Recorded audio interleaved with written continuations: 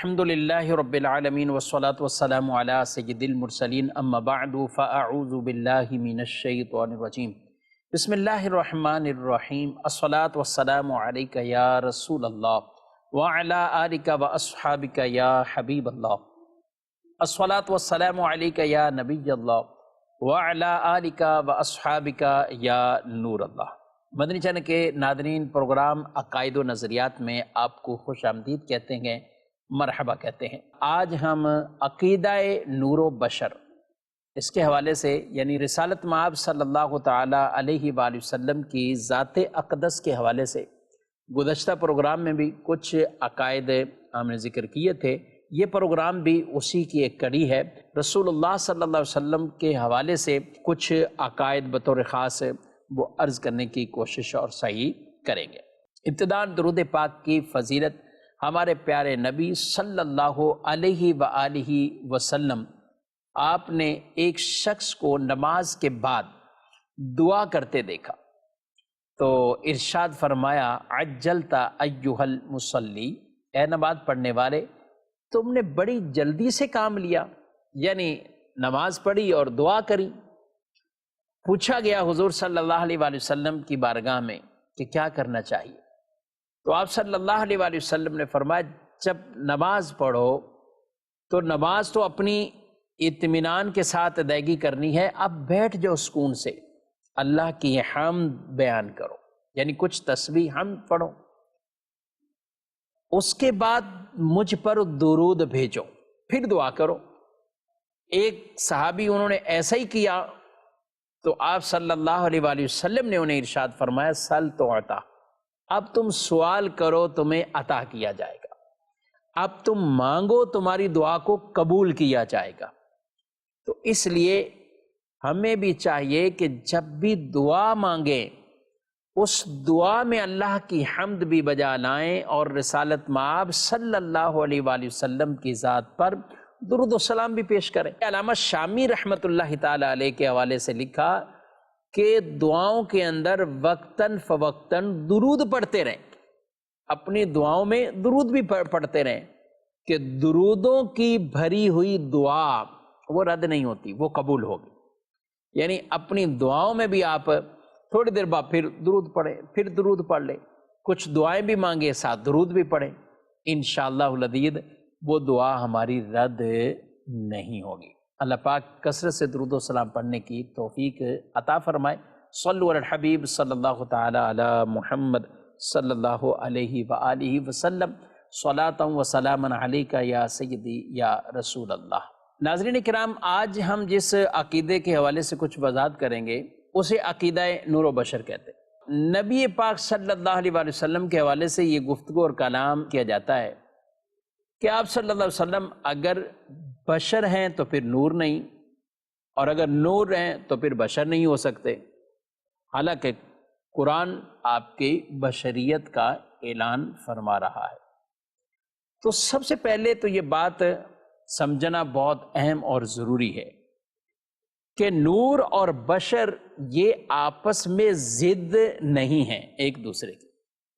ایسا نہیں ہے جو نور ہو وہ بشر نہیں ہو سکتا، یا جو بشر ہو وہ نور نہیں ہو سکتا، آپس میں کوئی ٹکراؤ ہو، کوئی ضد ہے تو یوں نہیں ہے۔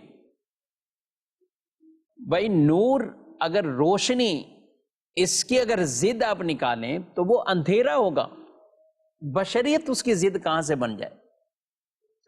اسی طریقے سے جیسے آپ کہیں دن ہے یا رات، رات ہے تو پھر دن نہیں ہے، اچھا دن ہے تو پھر رات نہیں، یہ ایک دوسرے کیا ہے، ضد ہے۔ مگر نور اور بشر یہ آپس میں ایک دوسرے کی ضد نہیں ہے، کہ ایسا نہیں کہ دونوں ایک ساتھ جمع نہ ہو سکتی، ایسا نہیں ہے۔ تو اس لیے سب سے بنیادی غلطی لوگ یہ کھاتے ہیں کہ نور اور بشر کو ایک دوسرے کی ضد بیان کرتے، حالانکہ ایسا نہیں ہے۔ ہمارا عقیدہ تمام انبیاء کرام علیہم السلام کے حوالے سے، وہ سارے کے سارے جتنے بھی انبیاء دنیا میں آئے وہ بشر تھے، انسان تھے، آدمی تھے، بشر تھے، اس کا انکار نہیں۔ قرآن مجید فرقان حمید میں اس کو بیان کیا گیا، بلکہ کفار نے، غیر مسلموں نے جو اسلام قبول کرنے سے اڑے رہے، ان کے پاس ایک بنیادی دلیل وہ یہ کہتے تھے کہ یہ تو چونکہ بشر ہیں اس لیے ہم ان پر ایمان کیوں لائیں، ہم ہی کو کیوں نبی جانیں، وہ یہ کہتے تھے۔ قرآن مجید فرقان حمید میں جتنے مقامات پر انبیاء کو بشر کہا گیا، وہ اس میں کئی مقام تو وہ کہ جہاں کفار کہتے تھے، اور کئی مقام ایسے ہیں کہ جہاں خود وہ نبی وضاحت کرتے ہوئے، انہوں نے ان کو سمجھاتے ہوئے، تبلیغ کرتے ہوئے اپنے بارے میں تعارف کروایا۔ ہمارے پیارے نبی صلی اللہ علیہ وسلم نے بھی یہی کہا، قل انما انا بشر مثلکم یوحی الی، میں تمہاری طرح ہی بشر و انسان ہوں، مگر میری طرف وہی آتی ہے، ساتھ فرق بھی بیان کر دیا۔ اس لیے عقیدہ یہ ہمارا کہ نبی صلی اللہ علیہ وآلہ وسلم بشر تھے، اس کا بالکل بھی انکار نہیں۔ بشریت کا انکار کرنا یہ کفر ہے، تو اب یہ ماننا کہ بشر تھے لازمی ہے، یہ عین اسلام ہے۔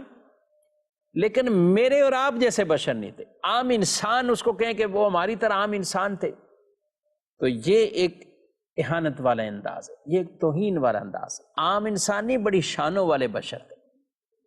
بشروں میں سے جو سب سے فضیلت اور شان والے ہیں وہ حضرات انبیاء کرام علیہم السلام ہیں، اور نبی پاک صلی اللہ علیہ وآلہ وسلم تمام انبیاء سے فضیلت اور شان والے ہیں، تمام انبیاء سے فضیلت، نبیوں سے بڑھ کر شان والے رسول ہیں، رسولوں سے بڑھ کر اولو العزم رسول ہیں، اور ان اولو العزم رسولوں سے بڑھ کر جو فضیلت اور شان وہ میرے اور آپ کے پیارے نبی صلی اللہ علیہ وآلہ وسلم، یعنی وہ اولو العزم جو رسول ہیں ان میں بھی ترتیب کو بیان کیا گیا، اور ان میں حضرت ابراہیم علیہ السلام سب سے زیادہ شان والے، پھر ابراہیم علیہ السلام سے بھی بڑھ کر جو مرتبہ اور مقام وہ میرے اور آپ کے پیارے نبی صلی اللہ علیہ وآلہ وسلم کی شان ہے۔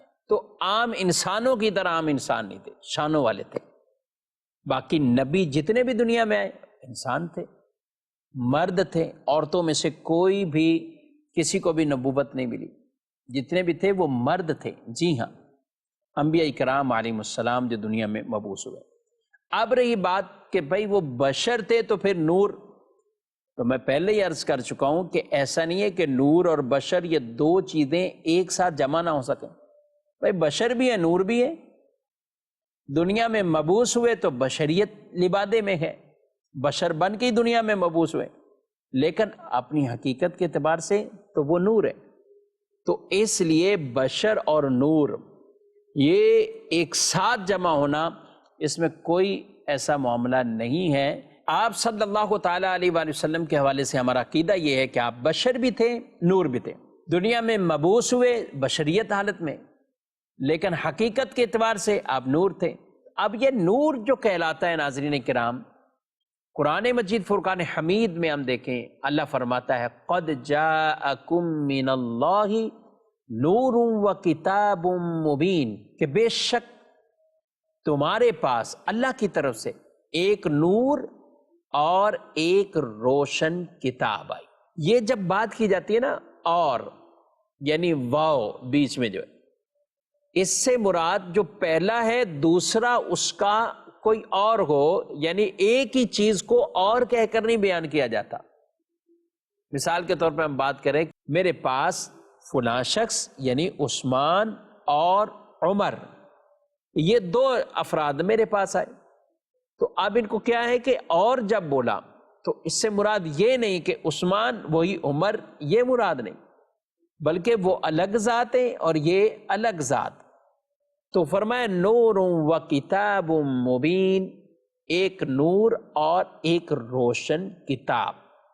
تو نور اس کی تفسیر میں آپ بڑے بڑے اکابرین جن کے نام ہیں، آپ ان کی تفاسیر کو اٹھا کر دیکھیں، وہ تفاسیر بھی کہ جو تقریباً ہر مدارس کے اندر پڑھائی جاتی، اس آیت کی تفسیر آپ دیکھیے اس سے مراد کیا ہے۔ تو مفسرین کی ایک جماعت ہے، ایک تعداد ہے جنہوں نے اس کی تفسیر میں یہ بیان کیا کہ اس سے مراد، اس نور سے مراد کون ہے؟ وَهُوَ نُورُ الْأَنْوَارِ، وہ مراد ہے کہ جو سارے نوروں کا نور ہے۔ اور وہ نور کون ہے جو سارے نوروں کا نور ہے؟ النبی المختار، وہ نبی مختار صلی اللہ علیہ وآلہ وسلم ہے۔ تفسیر روح المعانی دیکھ لیجئے، تفسیر بیضاوی دیکھ لیجئے، تفسیر جلالین دیکھ لیجئے، اور اس کے علاوہ بکثرت تفاسیر، یہ وہ ایسی معروف تفاسیر کی بات کروں کہ جس میں اس نور سے مراد نبی پاک صلی اللہ علیہ وآلہ وسلم کی ذات اقدس کو لیا گیا ہے۔ نبی پاک صلی اللہ علیہ وسلم کو جو اللہ نے فرمایا تو نور فرمایا کہ تمہارے پاس ایک نور اور ایک روشن کتاب، وہ قرآن پاک کے ساتھ، سبحان اللہ۔ تو یہ دو چیزیں جو اللہ فرماتا ہے لوگوں تمہارے پاس یہ ہے، ایک نور اور ایک روشن کتاب۔ حضرت جابر رضی اللہ تعالیٰ عنہ نے بارگاہ رسالت میں سوال کیا، یا رسول اللہ صلی اللہ علیہ وسلم سب سے پہلے اللہ نے کس چیز کو پیدا کیا؟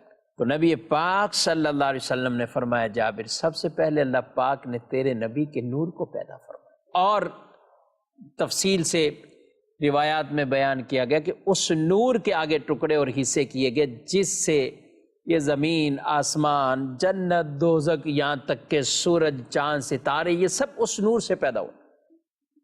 جن آنکھوں سے ہم دیکھتے ہیں، یہ آنکھوں کا نور بھی اللہ نے اپنے نبی کے نور سے ان کو پیدا فرمایا۔ تو نبی پاک صلی اللہ علیہ وآلہ وسلم کے نور ہونے کے حوالے سے یہ قرآن پاک کی آیات اور اس کے تفاسیر میں، اور اس طرح احادیث کی طرف جائیں تو متعدد احادیث پاک اس پر شاہد ہے۔ یہاں نور کی ایک میں بات بھی عرض کروں، نور دو طرح کے، ایک ہے نور حسی اور ایک ہے نور معنوی۔ نور حسی اور نور معنوی، نور حسی یہ ہوتا ہے جو واضح ظاہری طور پر نظر آئے، یعنی نور ہو جانا، روشنی ہو جانا، یہ نور حسی کہلاتا ہے۔ اور ایک ہے نور معنوی، اس نور سے مراد وہ روشنی کہ ہدایت کی روشنی، کیا روشنی؟ ہدایت کی روشنی۔ اس نور سے مراد اسلام والا راستہ، ہدایت اور صراط مستقیم والا راستہ، یہ نور۔ تو معنوی کا تو کوئی بھی انکار نہیں کرتا، کیونکہ نبی پاک صلی اللہ علیہ وسلم نور معنوی تو ہیں ہی، کہ آپ جو پیغام لے کر آئے دین اسلام والا، تو اس سے کفر کے اور گمراہیت کے اندھیرے ختم ہو گئے۔ نور اسلام سے پورا عالم جگمگا رہا ہے۔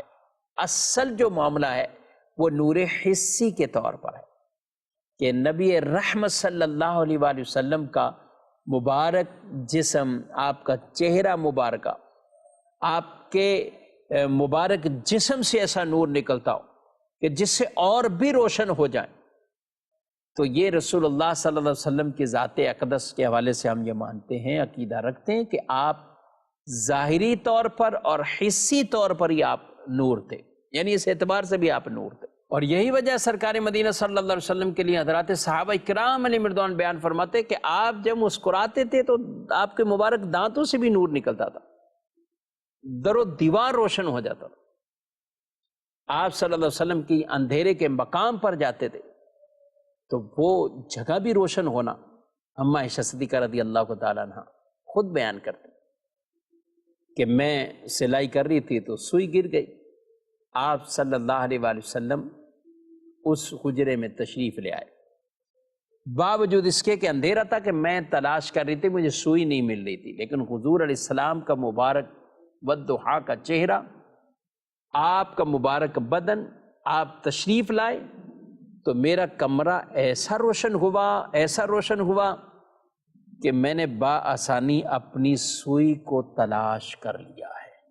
ناظرین کرام ذرا غور کریں، اس وقت آپ کے بھی گھر میں اگر لائٹیں چل رہی ہیں، یعنی ہر طرف روشنی بھی ہے، یا دن کا بھی وقت ہو، کوئی سوئی پھینک دے، میں کہتا ہوں اس کو روشنی میں بھی تلاش کرنے میں کچھ دقت ہوگی۔ لیکن سبحان اللہ، پیارے نبی صلی اللہ علیہ وسلم کا مبارک چہرہ اتنا روشن کہ اماں عائشہ صدیقہ رضی اللہ تعالی عنہا اندھیرے میں اپنی سوئی کو تلاش کر لیتی۔ نبی پاک صلی اللہ علیہ وسلم ایک مرتبہ باہر تشریف لائے، حضرت جابر بن سمرہ رضی اللہ تعالیٰ، صحابی رسول دیکھ رہے ہیں آپ کو، اور آسمانوں پر چاند بھی چمک رہا ہے، چودھویں کا چاند۔ وہ کہتے ہیں میں کبھی حضور علیہ السلام کو دیکھتا اور کبھی اس چاند کو دیکھتا، میں مسلسل یہ دیکھتا رہا، کبھی چاند کو کبھی نبی پاک کو، کبھی چاند کو کبھی نبی پاک۔ میں اس نتیجے پر پہنچا کہ میرے نزدیک چاند سے بھی بڑھ کر روشن خوبصورت چہرہ آمنہ کے لال کا ہے، حضور علیہ السلام کا مبارک چہرہ اتنا روشن کہ نبی کریم صلی اللہ علیہ وسلم کی بارگاہ میں تو ایک چھڑی لے کر ایک شخص آیا، اس کو اپنے گھر پہنچنا ہے، وہ بھی صحابی تھے، رات کا وقت تھا، کافی دیر ہو گئی حضور علیہ السلام کی محفل میں بیٹھے ہوئے، تو اب گھر جانا ہے واپسی، کیسے جائے، اندھیرا ہے۔ تو وہ جو شاخ چھڑی ان کے ہاتھوں میں تھی، آپ نے اسی کوئی اپنے مبارک ہاتھوں میں لیا، سبحان اللہ، وہ بھی روشن ہو جاتی، وہ ٹارچ بنا کر ہی اسے اپنے گھر کی طرف لے گئے۔ تو ناظرین کرام، یہ جس پر ہاتھ رکھ دیں وہ بھی روشن ہو جائے، اس میں سے بھی نور نکلنے لگ جائے، تو پھر ان کا مبارک ہاتھ نور کیوں نہیں، ان کا مبارک چہرہ نور کیوں نہیں، ان کا مبارک وجود یہ نور کیوں نہیں۔ اعلیٰ حضرت امام اہل سنت تو فرماتے ہیں تیری نسل پاک میں اے بچہ بچہ نور کا، تو ہے عین نور، تیرا سب گھرانہ نور کا۔ کہ نبی پاک خود تو نور ہیں، آپ کا پورا گھرانہ ہی نور ہے۔ تو حضور صلی اللہ علیہ وسلم کے حوالے سے بشریت کا عقیدہ وہ بھی اسی تناظر میں رکھنا کہ آپ صلی اللہ علیہ وسلم دیگر انبیاء کی طرح انسان، آدمی، بشر ہیں، مگر ایک عام انسان جیسے یہ نہیں، آپ کی شان بہت بلند ہے، آپ کی شان بہت بلند۔ بشر کی رٹ لگانا یہ ٹھیک نہیں، یعنی یہ انداز اختیار کرنا، یہ تو بعض اوقات اہانت اور توہین والے انداز ہو جاتے۔ یہ کفار کا طریقہ کار ہے، قرآن میں جنہیں بیان کیا کہ وہ حضور علیہ السلام کو یا دیگر انبیاء کے حوالے سے وہ یہ کیا کرتے تھے۔ صحابہ کرام علیہ رضوان کا یہ انداز کبھی نہیں ہونا، ان کا یہ انداز ہے لسنا بمثلک، ہم میں سے کوئی بھی آپ کی طرح نہیں ہے یا رسول اللہ، آپ کی مثل نہیں۔ وہ بھی جانتے تھے کہ قرآن میں بشر فرمایا گیا۔ نبی کریم صلی اللہ تعالیٰ علیہ وآلہ وسلم نے خود جب صحابہ کو خطاب فرمایا تو ایکم مثلی فرمایا، تم میں سے کون میری طرح ہے؟ تو صحابہ کہ یہی کہ یعنی ہم میں سے کوئی بھی آپ کی طرح نہیں۔ تو حضور علیہ السلام صحابہ سے کہہ رہے کون ہے میری طرح؟ تو اس لیے یہ نہیں کہنا چاہیے، اس طرح کے جملے ہرگز نہیں بولنے چاہیے کہ بشر تھے، ہم جیسے تھے۔ ارے ان کا مبارک لعاب اگر کنویں میں جاتا ہے تو وہ پانی اگر کھارا ہے تو میٹھا ہو جاتا ہے۔ یہ لعاب اگر کسی مریض کو لگتا ہے تو اس کو شفا مل جاتی ہے۔ یہ لعاب قتادہ رضی اللہ عنہ کی آنکھوں پہ لگا تو آنکھ روشن ہو گئی۔ یہ لعاب اگر کسی کی ٹوٹی ہوئی پنڈلی پہ لگتا ہے تو وہ پنڈلی جڑ جاتی ہے۔ ان کے مبارک ہاتھ کے ایسے سے معجزات ہیں، لعاب کے معجزات ہیں، آنکھوں کے معجزات ہیں، سر مبارک اور بال مبارک اور منہ مبارک کے ایسے سے معجزات ہیں۔ سبحان اللہ، کیسے ہو سکتا ہے کہ آج کا انسان اور آج کا یہ کوئی بولے کہ وہ ہماری طرح تھے؟ ایسا نہیں۔ اس لیے ناظرین کرام، انداز درست ہونے چاہیے، ادب اور احترام کا دامن کبھی بھی ہاتھ سے نہیں چھوٹنا چاہیے، کبھی بھی نہیں چھوٹنا، با ادب با نصیب۔ اس لیے صحابہ کرام علیہ رضوان جو نبی پاک صلی اللہ علیہ وآلہ وسلم کا ادب بجا لاتے تھے، تعظیم بجا لاتے تھے، ان میں بولنے کے انداز تک کی، اس میں آپ صلی اللہ تعالی علیہ وآلہ وسلم کی بارگاہ میں بولنا کیسے، گفتگو کیسے کرنی، اور ادب بھی قرآن نے بیان کر دیا۔ یہ چلیں تو ان کے آگے نہ بڑھو، لا تقدموا بین یدی اللہ ورسولہ، اللہ اور اس کے رسول سے آگے نہ بڑھو۔ یہ گفتگو کریں تو ارشاد ہو جاتا ہے یا ایھا الذین آمنوا لا ترفعوا اصواتکم فوق صوت النبی، نبی کی آواز سے تمہاری آوازیں بلند نہ ہو، آواز سے آواز بلند نہ ہو۔ ان کی بارگاہ میں بیٹھ کر آوازیں پست کرتا ہے، ادب احترام کے ساتھ قرآن اس کے لیے بیان فرما رہا ہے۔ ان الذین یغضون اصواتهم عند رسول اللہ اولئک الذین امتحن اللہ قلوبهم للتقوی، جو آوازوں کو پست کرتے ہیں رسول اللہ صلی اللہ علیہ وسلم کے پاس، اللہ ان کے دلوں کو تقوی کے لیے منتخب فرماتا، چن لیتا ہے، ان کے لیے مغفرتیں بھی ہے، بشارتیں بھی۔ یہ آداب ہمیں قرآن نے بھی سکھائے، صحابہ نے اپنے انداز سے بھی ایسے آداب سکھائے۔ اللہ ہم سب کو ادب، احترام، تعظیم نبی صلی اللہ علیہ وسلم والی زندگی اور ایسی سانسیں عطا فرمائے، ایسی زندگی اور ایسی سانسیں عطا فرمائے، اور ایسی غلامی میں ہمیں موت عطا فرمائے، ہمارے بچوں کو، ہمارے نسلوں کو بھی یہ سعادتیں عطا فرمائے۔ ناظرین کرام، عقیدہ نور و بشر کے حوالے سے کچھ باتیں وہ عرض کی ہیں، کچھ اور بھی عقائد ہیں بطور خاص جو نبوت سے متعلق ہیں۔ آئندہ پروگرام میں ایک نئے موضوع کے ساتھ عقائد و نظریات کا یہ سلسلہ لے کر حاضر ہوں گے۔ آپ سے اجازت چاہتے ہیں، فی امان اللہ۔